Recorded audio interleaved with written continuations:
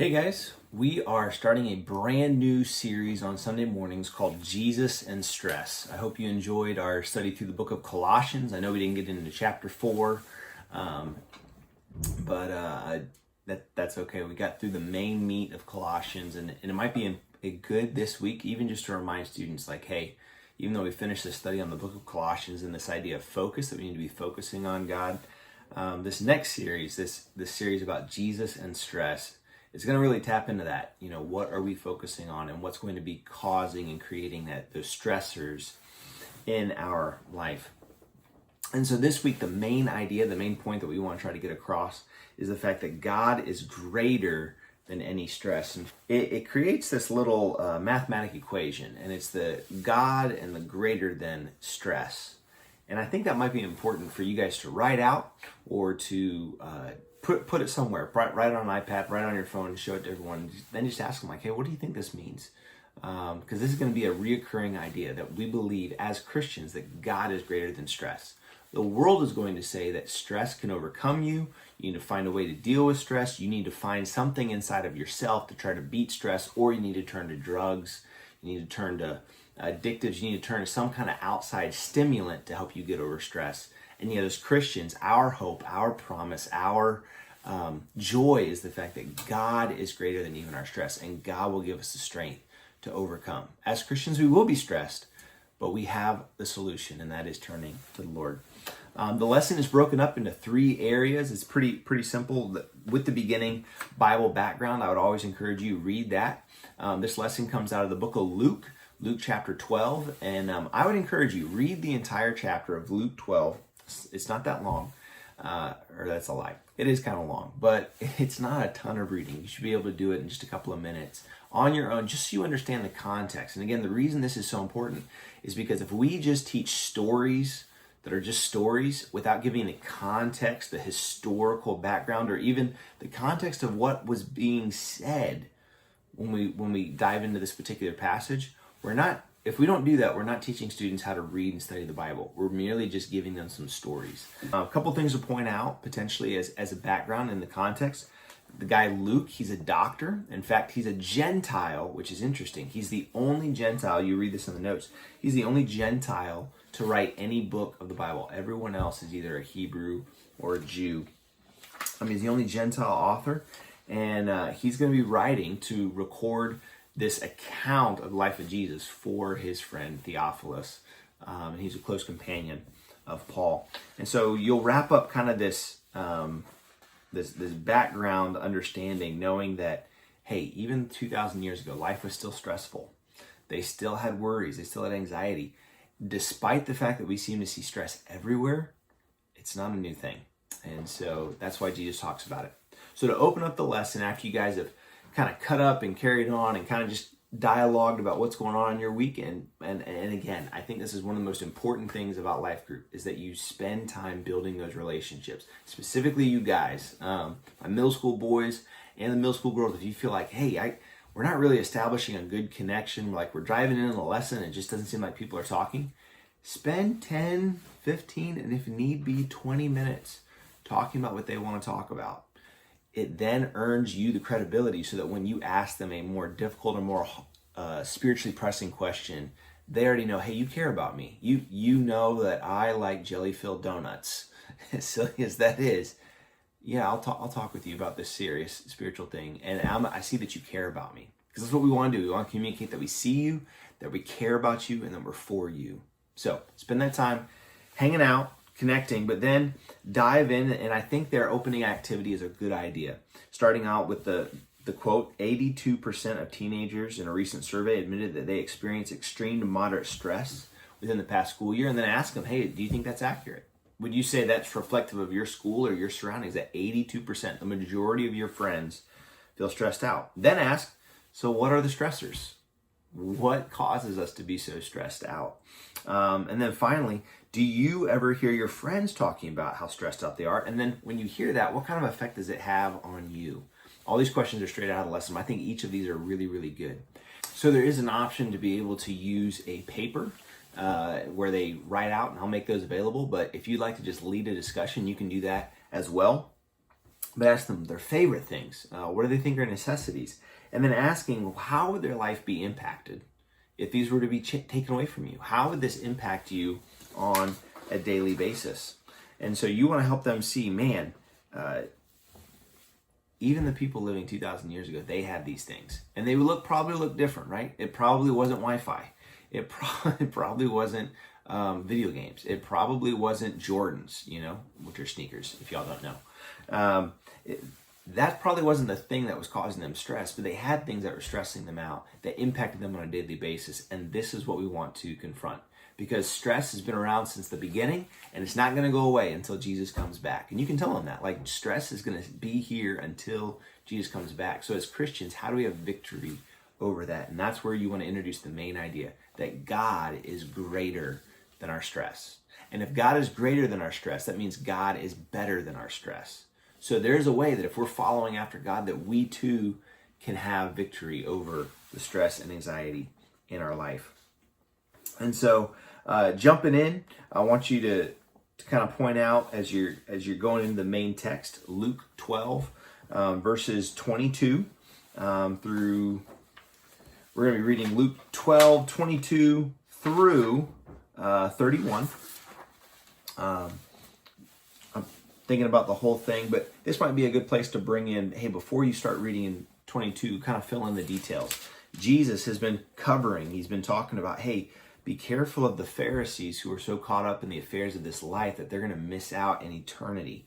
And then he goes in and he begins talking about how, hey, the thing that's really important in life is not necessarily the easy things, but it's about your relationship with God. Where do you stand before God? Like, that's more important to worry and stress and think about your relationship with God than it is to care about, hey, am I going to have the necessities I need to sustain life?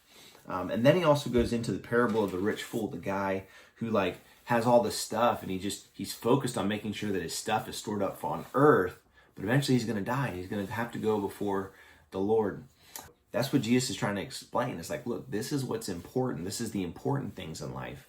But I know you're all stressed out about this. So let me address that as he dives into Luke 22.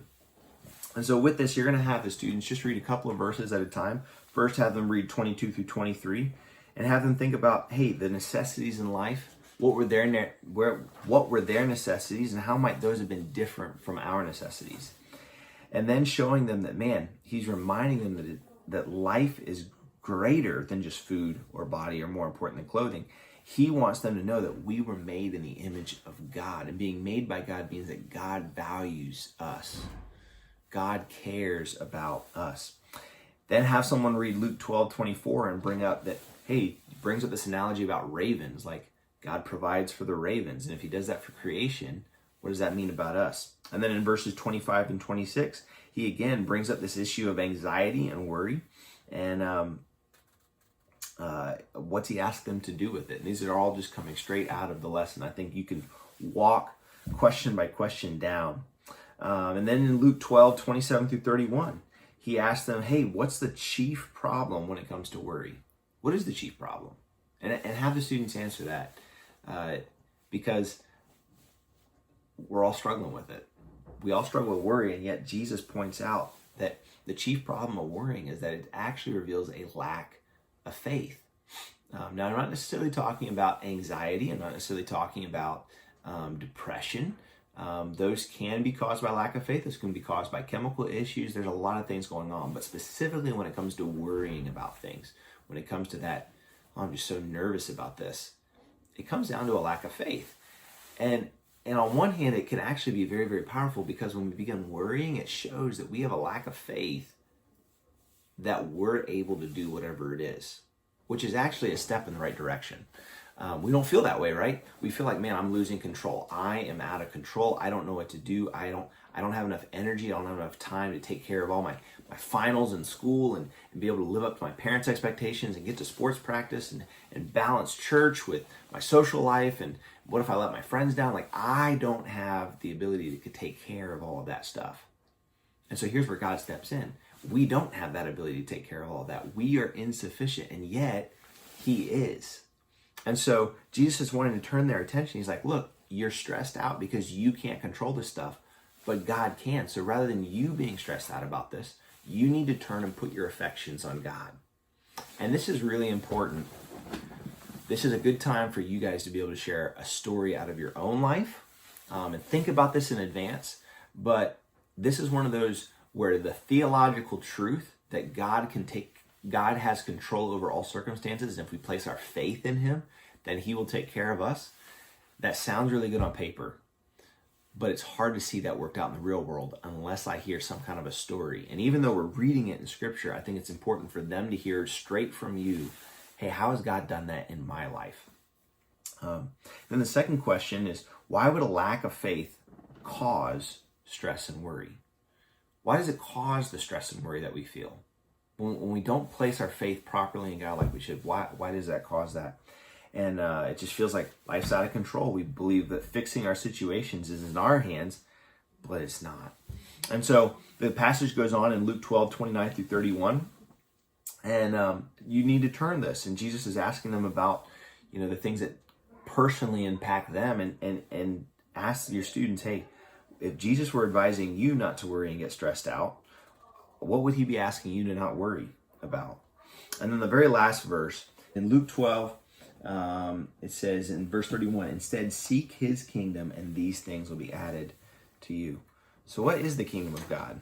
What does that even mean? What is it that we're supposed to be pursuing after? And that's the things of God. We talked about that this past Sunday, like the things that we're supposed to put on. We're supposed to be pursuing his kingdom and his glory and making him known, right? That's radically different than living for my own standards. Like the world's telling me I got to get my message out, my story out. And God is saying, hey, if you'll be willing to die to yourself, build my kingdom, get my message out, get my story out, live to my standards, not the standards that are convenient for you.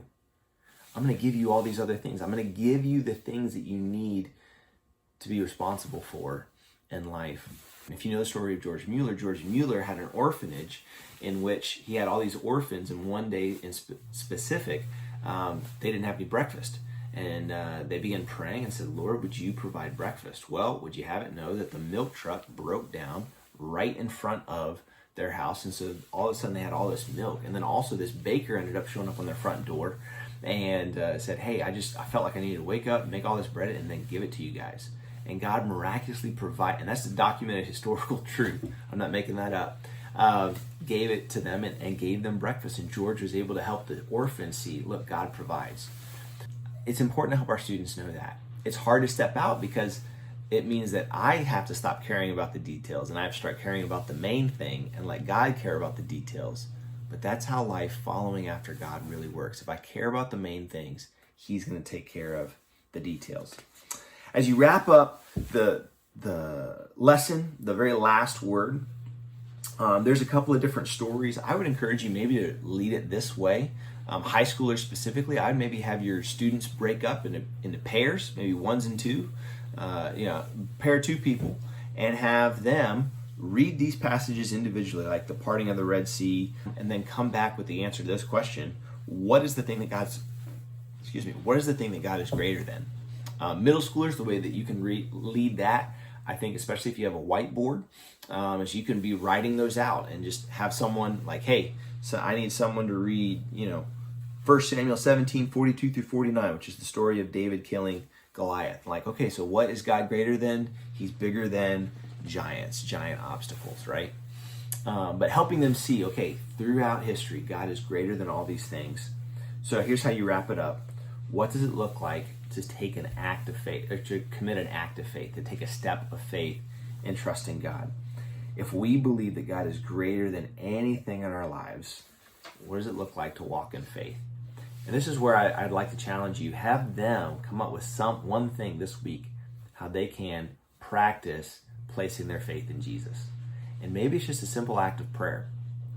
For me, something I was challenged with recently is the idea of praying before anything big is supposed to happen during the day.